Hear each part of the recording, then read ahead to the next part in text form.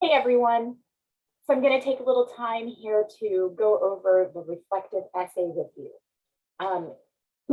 You will not have access to the reflective essay until week 10 begins, but because week 10 is so short and you only have 3 days to complete the reflective essay, I like to give you all of the information you need ahead of time so that you can prepare as much as you choose to do.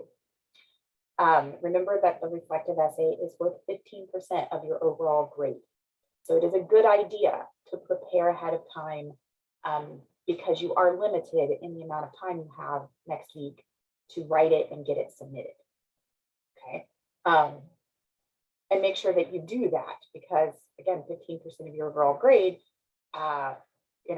if you don't submit the reflective essay, the highest grade you can get in the class is an 85%, and that's if you have scored 100% on every single assignment, including project part 4. So you don't want to take that risk. Make sure that you are completing the reflective essay, and even if you aren't preparing ahead of time, please go through this lesson so that you are aware of exactly what is expected of you, whether you prepare ahead of time or not. Okay. So let's go ahead here and take a look at the essay. This is it. This is exactly what you will see when you go to the assignment spot for the reflective essay in week 10. First thing you want to be aware of is that it is a text submission. You will type your essay in the text box. It is not a file upload. So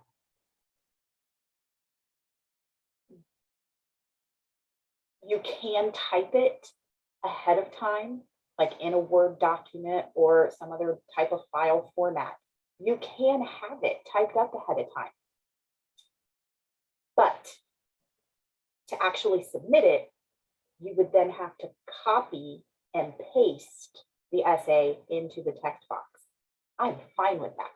If you have the whole essay written ahead of time, and then week 10 starts, you go in and copy and paste everything into the text box, hit submit, you're done. That's fine with me. But please just remember that if you do type it up ahead of time, you're not just going to go in and upload the file. There is not a place for that. It's a text box. Okay. If you are doing that, copying and pasting the essay into the text box, again, I'm totally fine with that. In fact, I encourage it. You do want to double check to make sure that the essay looks the way it's supposed to once it is pasted into the text box. Sometimes things get a little screwy, and when you paste the essay into the text box, all of a sudden there are no individual paragraphs anymore. It's just one big lump, right? And that's going to cost you points. So you want to make sure that, if you are doing it that way, preparing ahead of time, having it typed up, when you copy and paste it into the text box, make sure that it pastes properly. You might have to go in and create some spaces and indent your paragraphs, that sort of thing, right?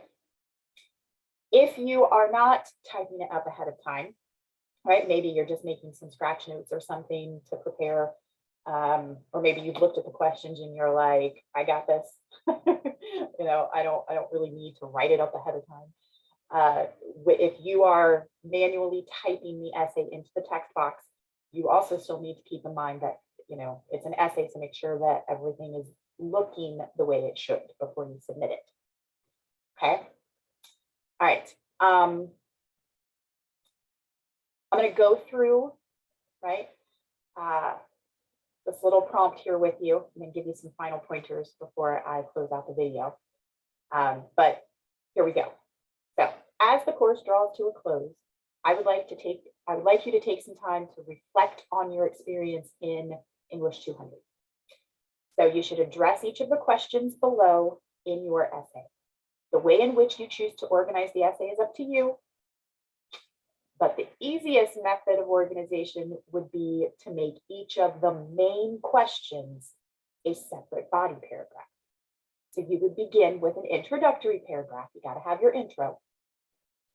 Then discuss everything about the course objectives right? Because that's question 1. Everything about the course objectives in your first body paragraph, Remember, we got introductory paragraph and then first body paragraph. So everything in question 1 about course objectives would be in your first body paragraph. And then everything about the course project would be your second body paragraph. And then your advice to future students would be your third body paragraph. And then you'd have a concluding paragraph. Okay, that's how I would do it. I really think that's the easiest way when you think about, okay, I have to write an essay. What are my paragraphs going to be? Oh, I have these questions. Why don't I make each question a paragraph? Just makes sense, right?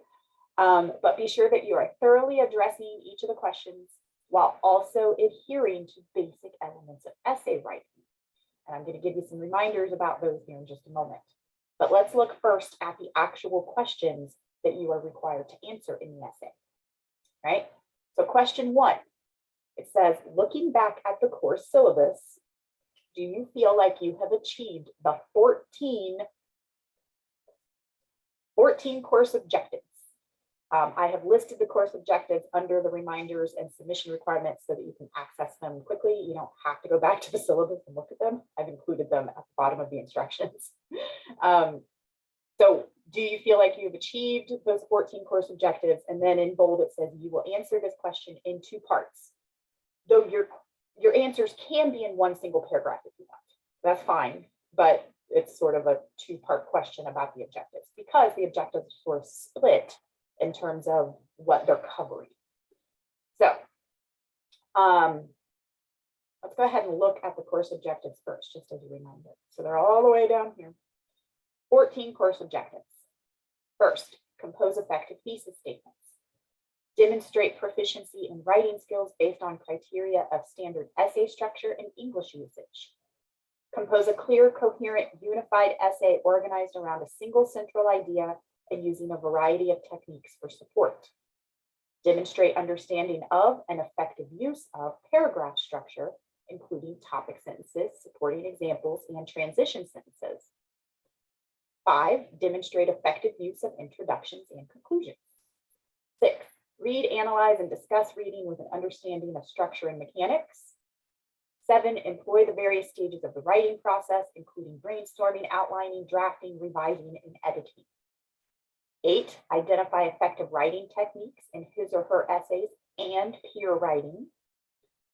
9, effectively employ quotation, paraphrase, and summary. 10, effectively employ correct citation style. That would be APA for us. Using parenthetical, in-text citation, and references page. 11, employ various forms of support for claims, including concrete, significant, and specific examples, illustration, anecdotes, facts, and reasons. 12, demonstrate an ability to recognize and avoid plagiarism. 13, evaluate sources for relevance and reliability. And 14, demonstrate ability to write for an academic audience. Okay, so if you look at those 14 course objectives, they are kind of split. The first 8 of these objectives sort of cover your basic composition skills. Writing just a standard academic essay, not necessarily a research paper, just a standard academic essay.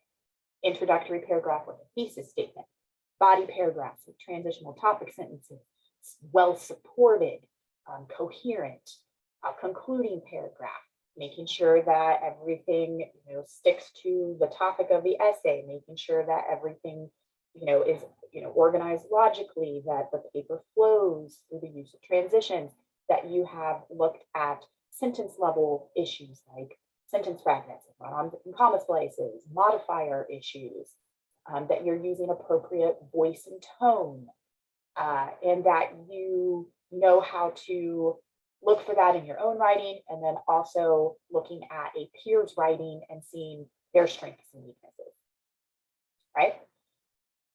The other 6 objectives at the bottom cover more of that research writing, okay? Knowing how to draft coming up with your ideas, brainstorming ideas for your research paper, drafting the research paper, using sources effectively and correctly, Also, the different ways you can incorporate source information, summary, paraphrase, quotation, right? So we've got the first 8 objectives are more about basic essay writing skills. The other 6 objectives are more focused on actual research writing. Okay. Back up to the question. All right. Looking back at the course objectives, do you feel like you have achieved the 14 course objectives? You'll answer it in 2 parts. It can be in the same paragraph though, that's fine. A, the first 8 of those objectives are related to basic essay writing skills, such as learning to write an introductory paragraph with a thesis statement, learning to construct well-developed body paragraphs, learning how to write a concluding paragraph. We covered those skills in weeks 1 and 2. We also covered grammar and mechanics, that's sort of the proofreading, in week 6, and the revision process and the peer review process in week 7. Right? Do you feel like you have achieved the 8 objectives related to basic essay writing skills? Explain your response. That's your first, part A of question 1. Do you feel like you have achieved those first 8 objectives on basic essay writing skills? Second part of question 1 is the remaining 6 of those objectives are related to conducting research, using sources correctly, and writing a research paper.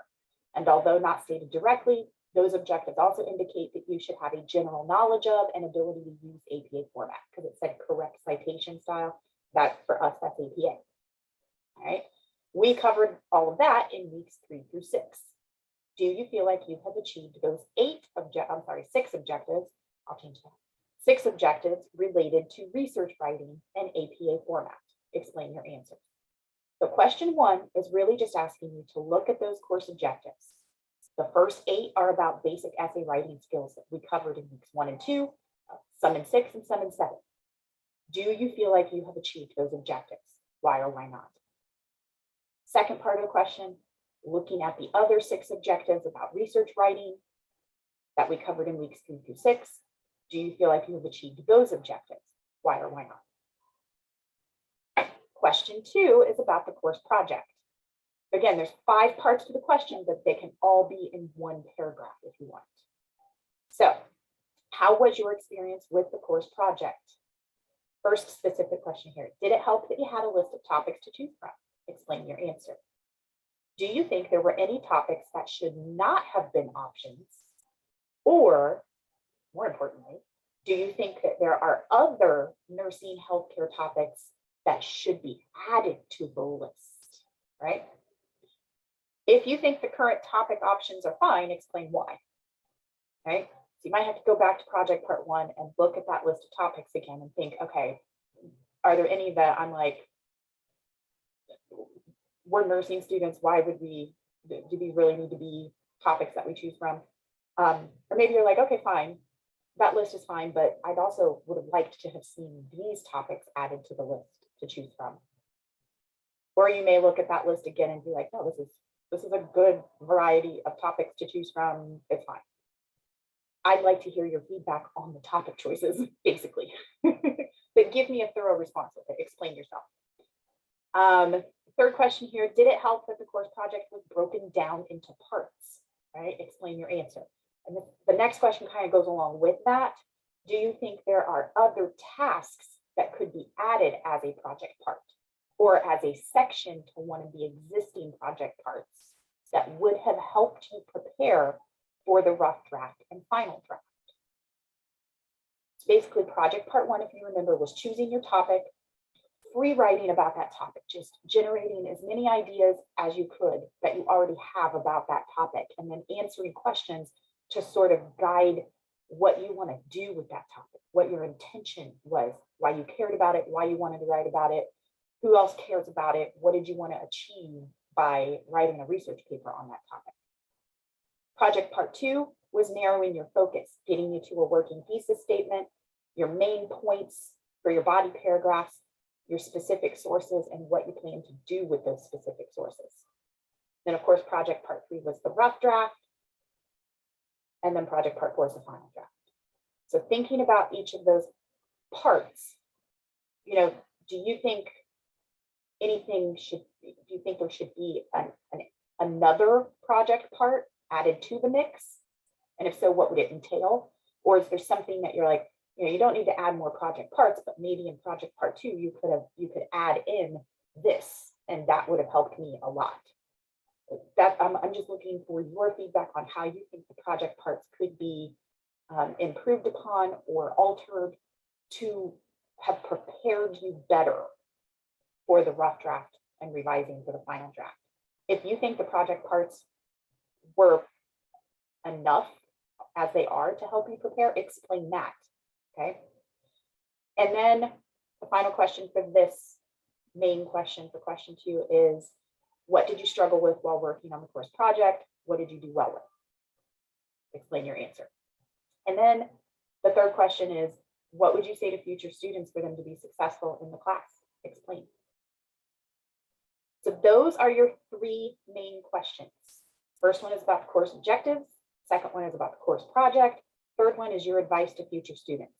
Again, I would make those my body paragraphs, but make sure that you are adhering to the requirements for an essay. You got to have an introductory paragraph with a controlling idea. And in this case, go back to the questions to help you create the controlling idea / thesis statement. Your main points, those would be your questions. Make sure that you are answering them thoroughly and individually. The main questions, there's 3 main questions, right? Make sure you have body paragraphs with transitional topic sentences. Each paragraph should be fully developed. Each paragraph should end with a concluding statement. You should have a concluding paragraph. You should have correct tone, voice, level of formality. You should have proper sentence structure. Sentence skills should be, fairly strong. It's an essay. Even though there's no research this time, it's still an essay. Make sure that you are adhering to the basic essay writing elements while answering those 3 main questions thoroughly. Again, it's a text submission, so even if you type it ahead of time, you're going to have to put it into the text box somehow, right? Use your spell check and grammar checks and things like that, okay? It is due Wednesday night of week 10 at 11:59 p.m. So prepare ahead of time as much as you can. I've also included the rubric. You'll see it under the video, a link to it, where you can go through and see exactly what I'm going to be looking for when I grade the essay, how much content and conventions are worth, 45% of the essay. So that's making sure that you have your intro, your thesis statement / controlling idea, that you have, addressed all of the questions, that, everything relates, everything is relevant, everything sticks to the questions. Organization, that's your grabber and your lead, the paragraphs have, are an appropriate link that's well structured, well organized, clear topic sentences and transitions, right? And then language and styles worth 15%, right? And then grammar and mechanics is worth 15%, okay? You don't have to do anything with this rubric. It's just there as a link under the video, so that you can, it would have helped if I had shared it with you, wouldn't it?